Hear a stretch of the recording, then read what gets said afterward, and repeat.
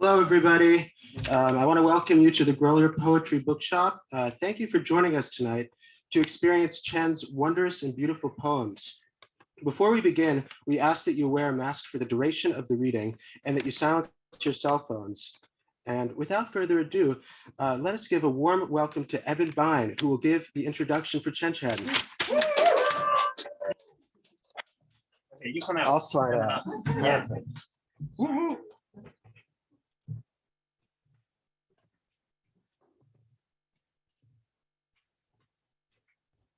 Hi, everybody. Oh, I'm gonna just take the moment to do the thing. Oh, maybe I'm not. Maybe we're gonna go. Maybe we're gonna get a little. We're gonna get a little shorter here. Hi, everyone. My name is Eben Bein. Here, they pronouns are great. I want to tell you a little story about Chen and my experience with him. So one time I went whale watching with Chen. Side note, he was wearing the most blindingly golden shoes you have ever seen. Very seaworthy in my estimation. I am an ex-biology teacher, so I was very excited to see the world's largest mammals. And Chen, I later learned, was excited, but it didn't always show here. At the moment, he said, when I asked him about this, he said that he has two moods, empty and full. And by his demeanor, sometimes you might be convinced, but anybody who has read him knows how wildly inaccurate that is. Exhibit A is on page 69 of the book, a very auspicious number. My favorite season, horny during a snowstorm. My favorite sad while watching ducks waddle about. My favorite recent development, that ghosts prefer to be called spooky babes. Some of my favorite sunlights include those that arrive in December like gasps, like they've walked into a surprise party. And they are the party. And it is a ghost party. Excuse me, a spooky babe party. Chen is one of the most playfully emotive writers I know. He takes up just the right amount of space, which is a lot actually for a poet. Like the pages are huge and the text is expansive. But I never feel crowded out by Chen. More like he's just pushed the fabric of space-time aside as a way for me to experience other dimensions, like the kind where spooky babes live. Chen is iconic, an icon who does not offend by superiority. In fact, he teaches superiority. When I took class with him this summer in Provincetown, I felt swept into this beautiful, mysterious practice that makes us all superior, and not superior to one another, but just more present than ever on this joyous plane of existence next to each other, enjoying what words can do. I am honored to pass the mic to my teacher and friend, this mic to a living master, this master at living, this master at helping us live, Chen Chen.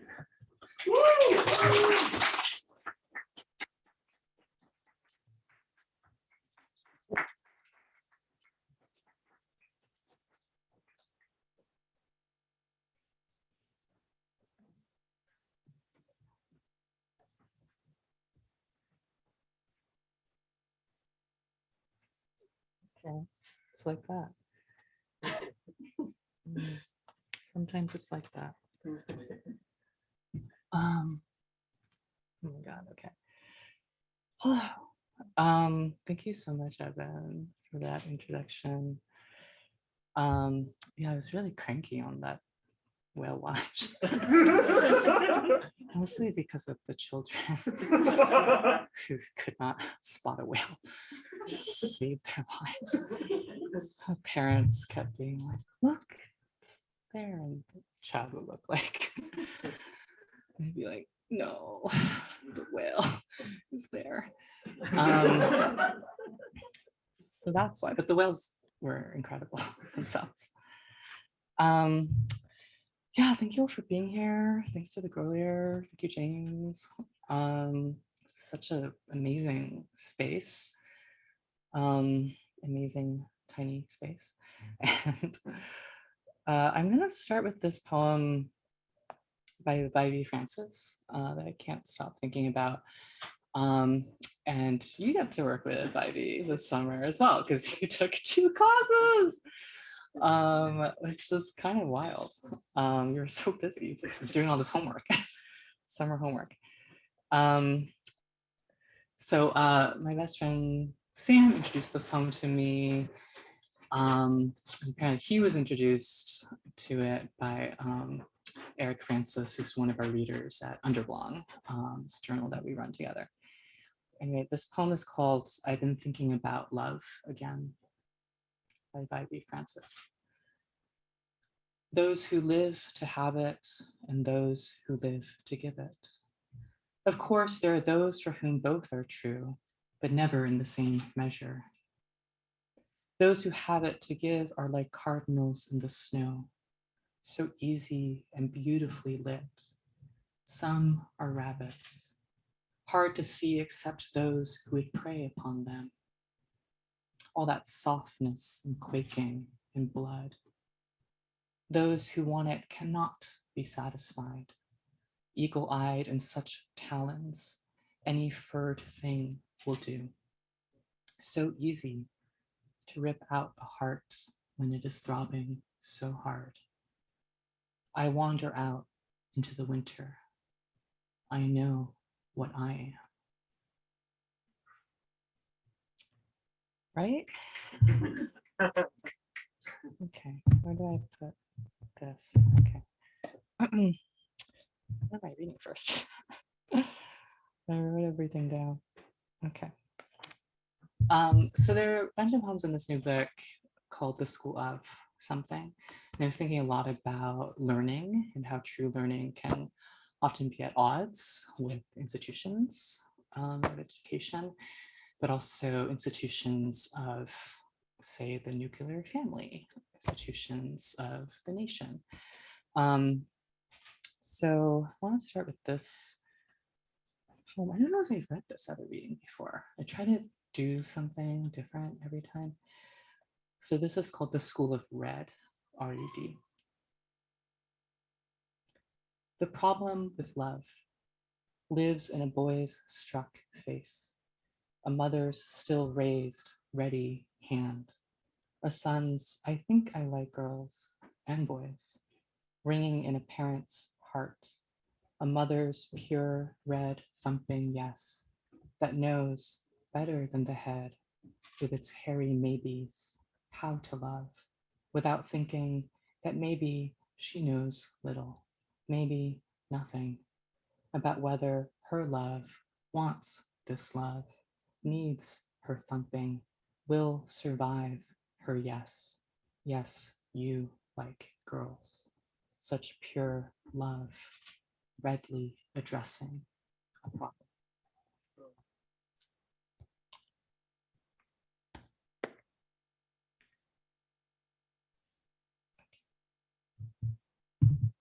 Reading more out of order than I usually do. So I'm like, where is it?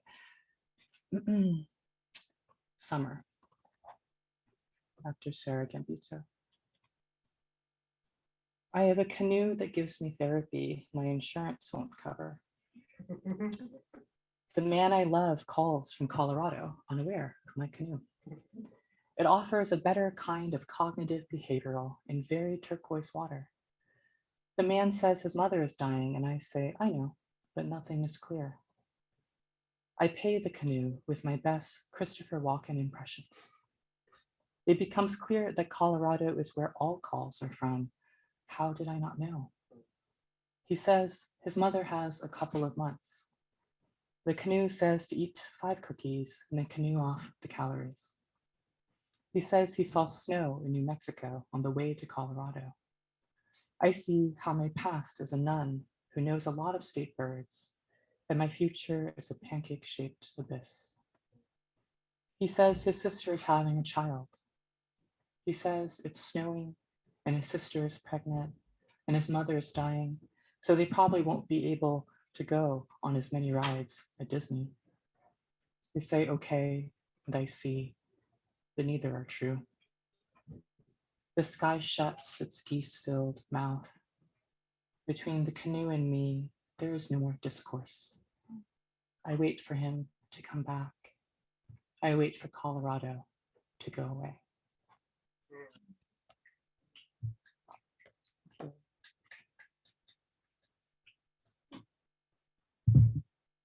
This one has God in it. You're into that. This one's for you. We'll be gone after these brief messages. God stopped by in his magenta rowboat. I said, God, you have to stop stopping by if you're never going to tell me the meaning of life. God said, life is meaningless, while language often means too much. My grandmother stopped by and said, no, the meaning of life is love, the kind that produces children. Why don't you have a girlfriend yet? My mother stopped by and said, look, he's busy with his studies. Stop asking. God got back in his turquoise steamship. Life is a joyful thing, he said. It's probably very good for you.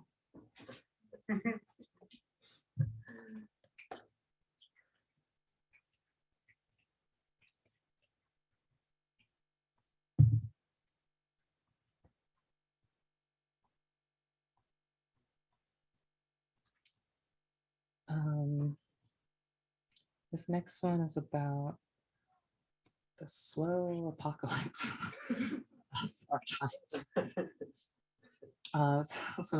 When I was living in West Texas in Lubbock, I was there for about 3 years doing coursework for a PhD program at Texas Tech, and I was also teaching undergrad courses, and also Trump was elected. So all of that happened. The School of Mourning and Letters. Assigned to flurries of dust, assigned to the dead middle of winter in West Texas, assigned to give assignments on a building called English, I walked to campus, rubbing flecks of night from my eyes. On my phone, the morning headlines spell crisis. The morning is picture after picture of the coiffed like cotton candy doom, the chalky, delirious face of our leader endorsed by the KKK. Assigned him, assigned this season of caves and hard seas, I look up and see the dark birds called grackle, congregating near English. I catch and caught in the winged weather above food court and student union. I listen to the grackle orchestra of unrelenting shriek. I study the blur of their long-tailed swerving, their bodies like comets, frenzied commas, yet unable, finally, to mark, to contain the wide blue Texas sky. Still, they try. Every beak and claw, every uncalm feather tries, as if the sky were the only fact left, as if the grackles had been told to memorize it, as if someone, someday, will ask them to speak it, this long blue sentence.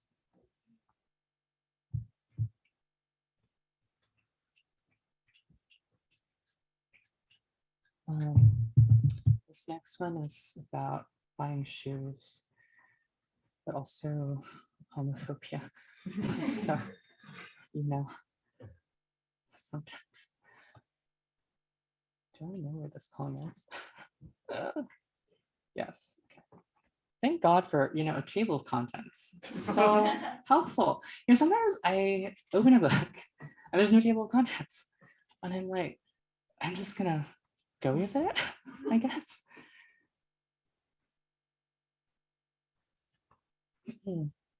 The School of Logic. I love you, your Cheez-It stained mouth. I love you, your legs, two furry examples of eternity. I love you, your love of instruction manuals, original packaging, the step by, don't throw it out. Don't you want to know how it works? I love you, your logic, your try it. You're reaching for my hand again in the South Plains Mall, Lubbock. Your flirty eyes in this AC oasis of mostly shoe stores. I don't love my refusing to reach back. My logic of what if they spit, what if this, how I see every look and think we're too much love, even like trying on shoes side by side. How I can try on these clearly gay sneakers, yet still leave a buffer between where I sit and you. How I've read and never thrown out these instructions, their love for telling me, under there, under, that's where your family can see you. But how I love you, you're seeing. You're grinning, hey, you're soft, come on, hold my hand. As we pass the kiosk of aggressive t-shirt peddlers, the squawking crew of college boys, your it's all right, your I'm here, your fuck it, and quick grip, and before I knew it, your logic, more beautiful than mine.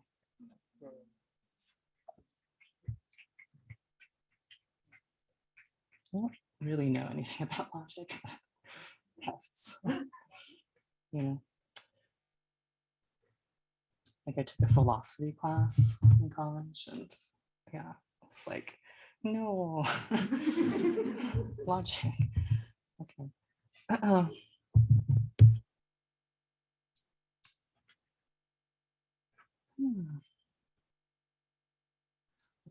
This one. This is called Elegy While Listening to a Song I Can't Help But Start to Move To.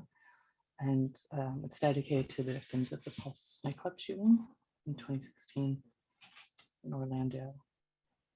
And there are references to this Korean American singer, artist, Yeji, in one of her early music videos. Elegy while listening to a song I can't help but start to move to. 1. What breaks me is their giddy, their swaying moments before. 2. Yeji sings, this product is called depression. And I think about how I haven't been out dancing in a year and how I say, because I'm a homebody. When my body misses the way bodies become song and light. 3. They're singing along their jokes, their swoon-worthy moves. 4. How does a body forget all danger and become song, swoon? 5. In the music video, Yeji critiques makeup tutorials by performing one. The makeup products are ego, embarrassing moments, capital D, depression. 6. How does a queer body? 7.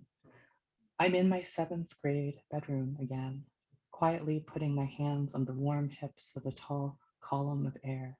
I've sculpted the air into a boy, Jake B, who sits across in history. I feel finally inside my own face. I'm giddy, then afraid. 8. They're clumsy but don't care. Their beauty, the beauty of the night lit up by a lyric, a kiss, some impossibly impeccable hair. Forgetting all danger because the lungs need to, the legs. 9.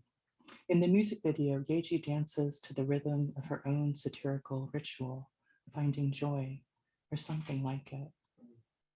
10. They're finding each other. 11. What breaks? 12. How sings a body? 13. One night, I walk by a soccer field and see college boys playing, touching each other rough, bare chests meeting bright t-shirt shoulder, and I can't help but think sports are super gay. I think the word glistening must have been invented for just this sight. There are moonlit collisions, my instant replays and slowest cue the soft music motion. 14. The body's truest thought is play. Moon. 15. How does my body? 16. In the song, another makeup product is the unexpected tomorrow. Yeji sings, put on the unexpected tomorrow. Yeji sings and I sway, and yet their laughter, I keep hearing their laughter moments before.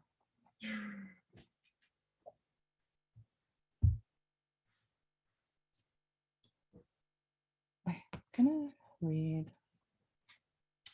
this short poem by Gregory Orr that came across recently. And it just is so true. I don't know if it really has a title. How lucky we are. How lucky we are that you can't sell a poem, that it has no value. Might as well give it away. That poem you love that saved your life, wasn't it given to you?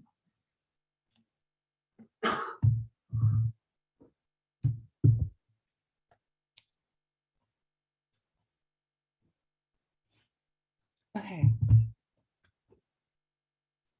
I'm gonna read two more. It's time for a dirty poem. So this is okay. I used to read this one all the time because it's so fun. But I haven't read it in a while. Ode to Rereading Rimbaud in Lubbock, Texas. In the armpit of summer, in the asshole of August, in the what the fuck am I doing of more grad school.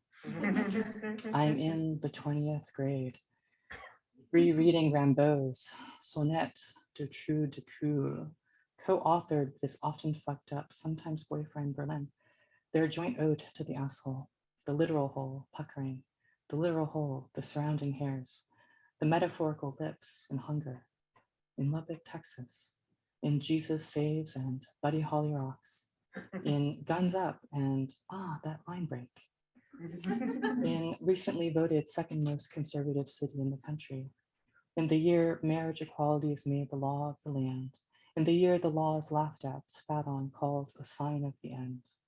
I reread the sonnet, the ode, then go, inspired, horny, to the one I love. Tongue in armpit and asshole, tongue on cock, tongue in love. My poetics of deep throat and tongue fuck. I love my poetics. From the French, la mousse humide en cour d'amour. From the American, it smells like ass in here.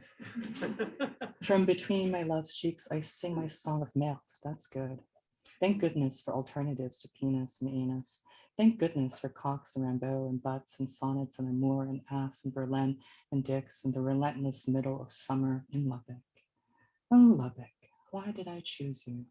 How did my boyfriend choose to come with me? The name makes me think buttock and banana and hammock. So why isn't Lubbock the new Fire Island or P-Town?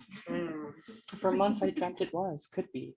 I was teenage me again, dreaming of making out, moving in with Jake Gyllenhaal, dreaming of the day I could bring a boyfriend to Jake home. At times I thought if only, and tried to see myself picking out nightstands with Maggie Gyllenhaal. Now I see even a little gay sex in French poetry would make some folks better citizens.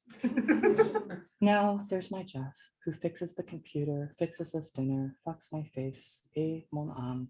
Isn't that enough of a gay paradise? All we need is another couple for Mahjong. Or one other person plus Lily. What one online Mahjong guide calls the imaginary missing player. What an absurd concept. A beautiful name. Lily, come over. Lily, let's watch your favorite movie. Do you prefer comedy, drama, action, or movies with Jake Gyllenhaal in them? Do you like spicy foods? My boyfriend does not, but I love him anyway. Lily, whom do you love? And is it possible to hold hands with your love on the brightest street in the bustle and heat of your town?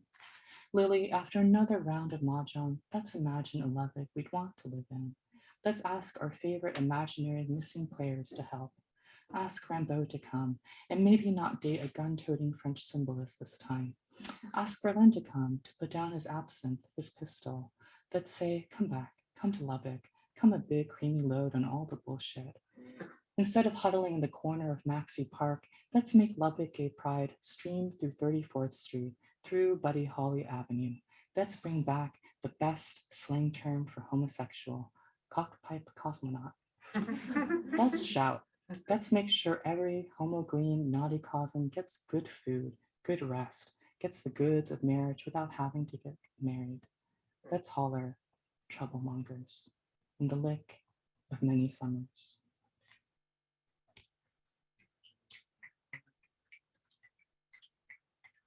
So I'll close with this poem. It's called The School of You, Y-O-U. Thought about writing a poem that's like E-W-E. But that's not this poem. The School of You. Suppose you live a long life, full of blueberries and jade blazers, and dreams of ice skating in the nude, and ice skating in the nude. So briskly frisky, a life longer than you planned to live to. You, who was told at 13 to die that you would soon, a silly faggot and not even a white one, just a brief filth, not worth the spit to wipe away. At 13, you knew you went last forever. Still, you were given little reason to believe you might last another decade, another. How already you were supposed to be not. And yes, I am talking to myself, saying, suppose otherwise. Suppose a life so long and gorgeously silly, viewers will complain about everything left out from your biopic, which will star an actor so handsome, every audience member will gasp in unison upon first seeing him on screen. But despite that, yes, the fans will cry, not enough about that time he robbed a creperie, not enough about his years spent painting hippos, never enough about how that involved both paintings of and paintings on hippos, and how long it took him to realize he was not very good at painting. Then realizing finally that it didn't matter, so long as his very handsome fingers spent all those many years dreaming with paint. And why do only successes get to be smashing? Why not a smashing failure? Yes, I am talking to myself as though it is my birthday. And this is my gift, telling myself what I was never told. Suppose in one part of your still 3-hour-long biopic, it is your 88th birthday. All day you exclaim, I'm 88. At your party, I'm 88. To every friend and fellow 80-something silly faggot. You are wearing someone's worst nightmare, and you are who wore it best. And in the cake, not 88 candles, but still a ridiculous number. Flames and flames. Suppose you blow them out, wishing for more blazing, more you. Suppose you know already there will be. Thank you.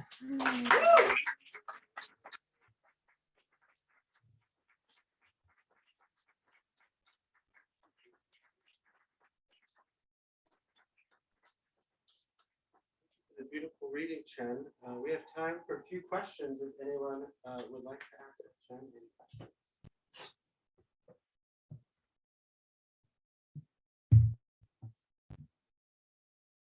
Yeah.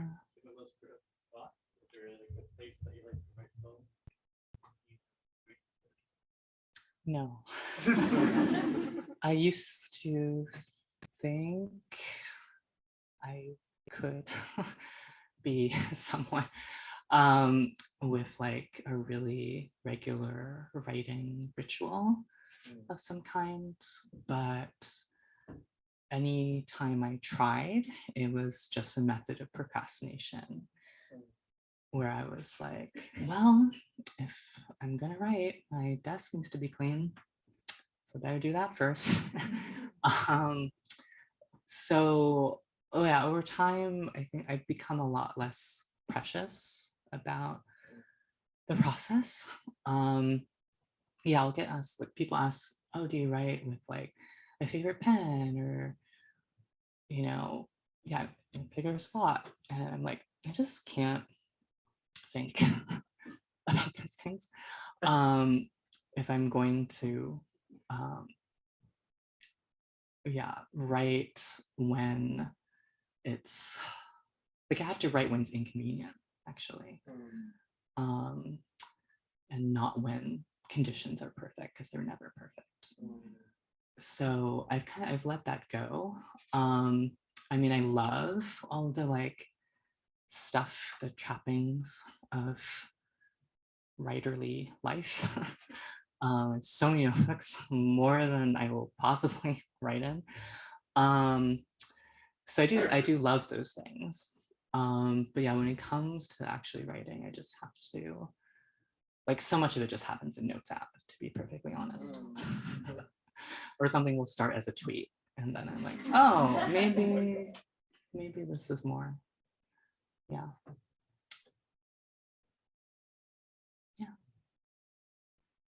What are your favorite kinds of poems?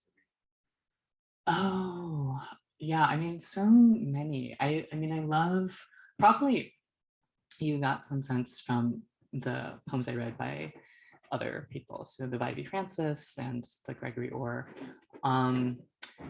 I love really spare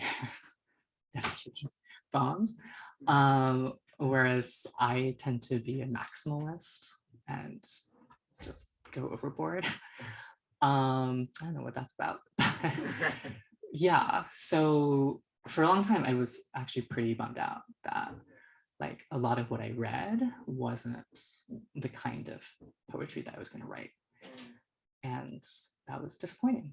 So I was like, I want to be like these writers. And I'm sure, yeah, so many writers spend an inordinate amount of time wishing they could write like someone else. And imitating and imitating. And I think there's a place for imitation. I think it's really important for experimenting and also growing, to imitate work that's nothing like yours. I think can be really useful. But also, there has to be some self-acceptance along the way.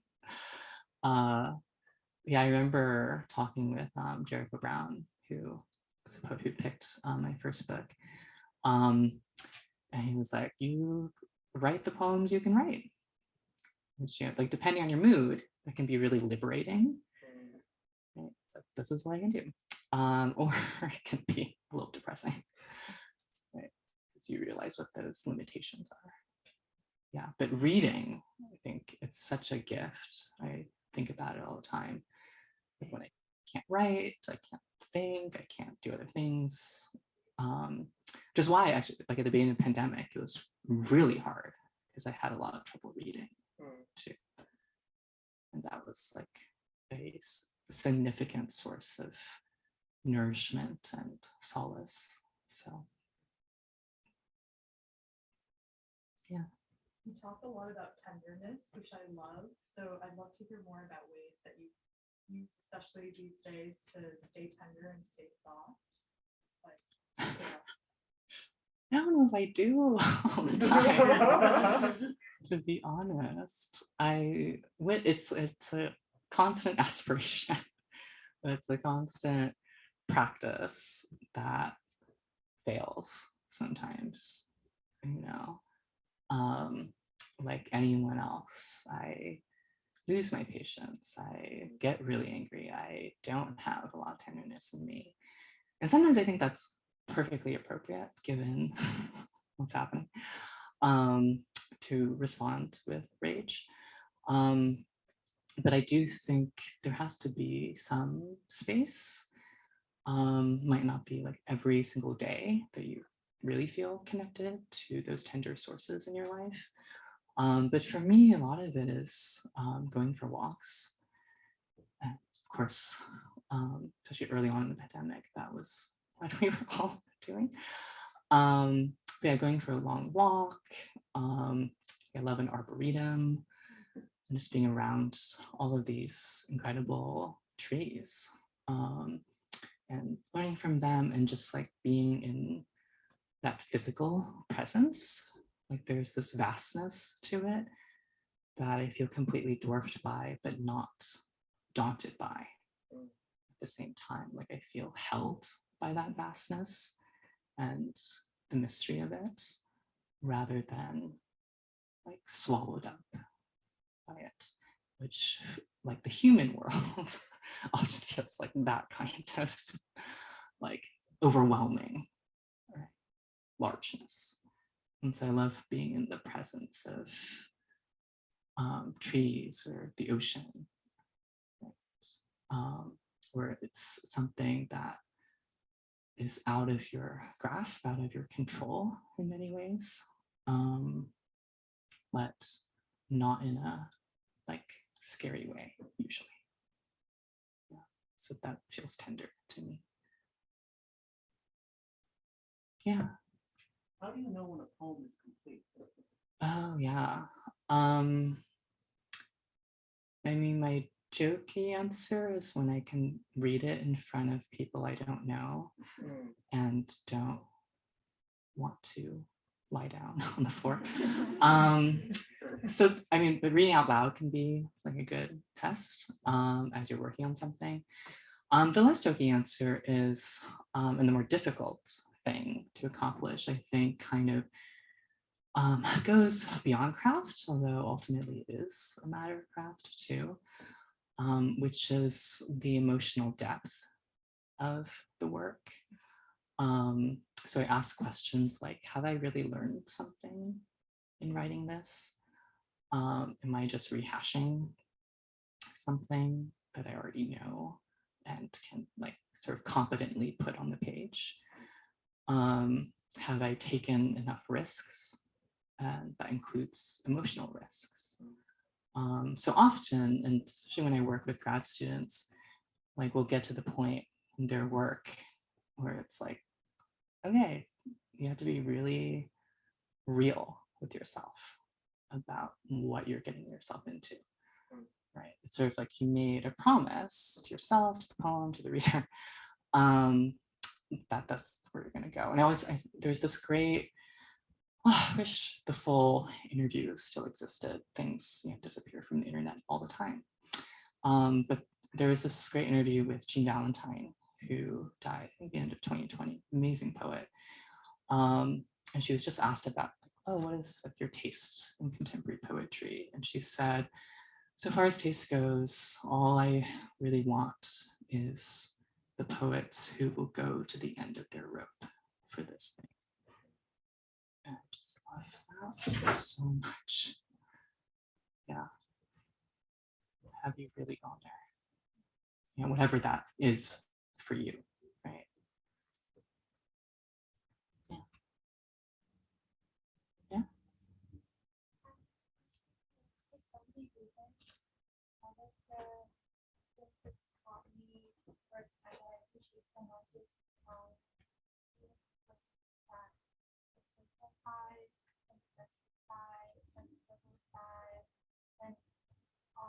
In your work, incorporate that so beautifully, about that shame or embarrassment or self-consciousness that often holds us back in those. So at the same time, of course, you can't control other perceptions of thoughts, like the reaction people have to, which are always positive, or can sometimes they diminish the importance of that topic because they view it as frivolous, but it's really not. It's part of the joy of their work. And so I'm wondering how you renew your commitment to being like personally joyful and absolutely happiness, and or maybe tender also in some ways.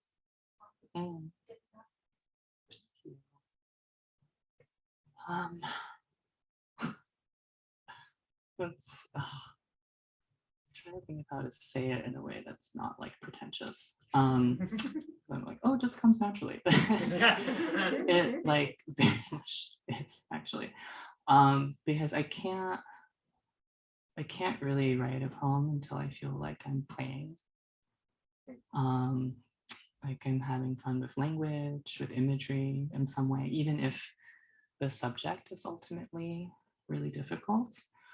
There has to be something about the rhythm and the tone that keeps pulling me back. I just feel like if you're gonna work on a poem for years, you know, book for years, like I hope you enjoy doing it to some extent. Like I think there has to be that, yeah, personal joy in the making of it. And I love when that like comes across, like when I read something and I'm like, oh, this person had a blast writing this. Love that for them. So I also, yeah, want to convey that feeling. And I guess because writing started out from like a young age, it was just something I did on my own. Like no one was telling me to do it. It wasn't tied to school. It wasn't tied to family. It was my space to roam around and experiment and make mistakes and not write well, but still have a lot of fun with it. And so I think because I started from that place of like, no, I'm just compelled to do this and I enjoy it. So that's why I try to remind myself of that every time. And also to imagine that like no one's going to read it. That's really helpful. Like to give yourself that permission. And you can do that, right? You can write something, you can draft a whole thing. No one else has to see it. So I think that can be really freeing. Yeah. So the idea of like putting a collection together like terrifies me. Yeah. And I'm really curious about what the process of putting a collection looks like for you, or if there's something new you learned from like your first collection and creating another collection, or like what is that monstrous task? Is it possible? Yeah, I mean, after the first book, I was exhausted. I was like, how do people keep doing this for more than like a book? Yeah, I mean, I had a lot of help as well, a lot of support.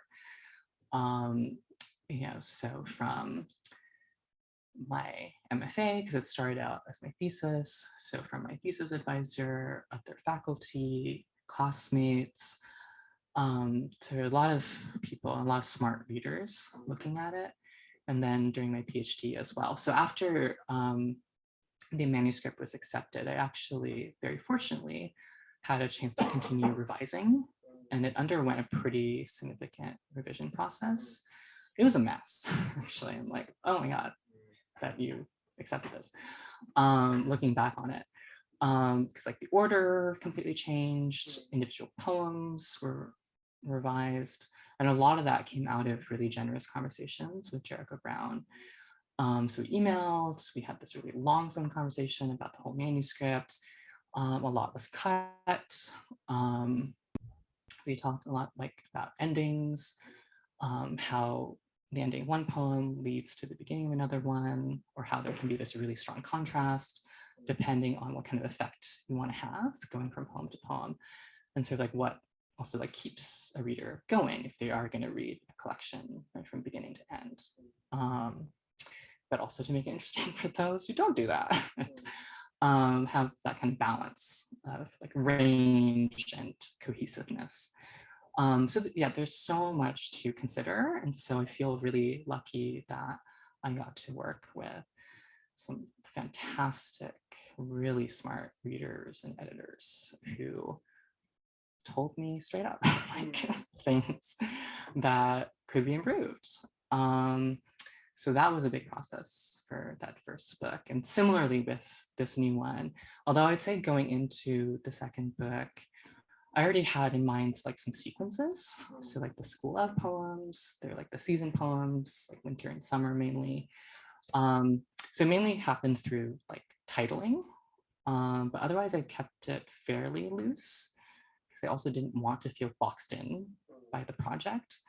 So I just let myself keep writing and wasn't like, oh, like I need to write this many, this series. I just kept going when I felt like it, and then looked at what I had. And I love like that generative stage so much. Put off looking at the whole thing for a while. And it was like the nudging the friends.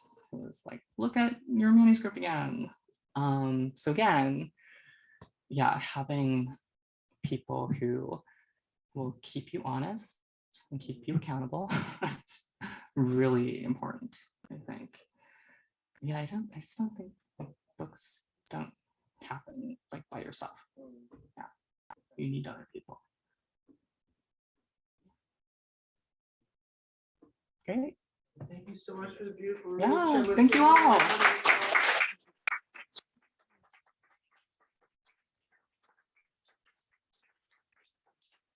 Thank you all for attending. We have some books for sale. Chen will be signing books, and if you are all available, if you're available this Sunday, Chen will be reading for our 95th anniversary festival, which is taking place from 11 a.m. to 6 p.m. I think you're reading at 2, Chen. Is that right? Or is it? I don't Chen is remember. reading. We hope you're all joining us. In the afternoon. In the afternoon. Not the morning.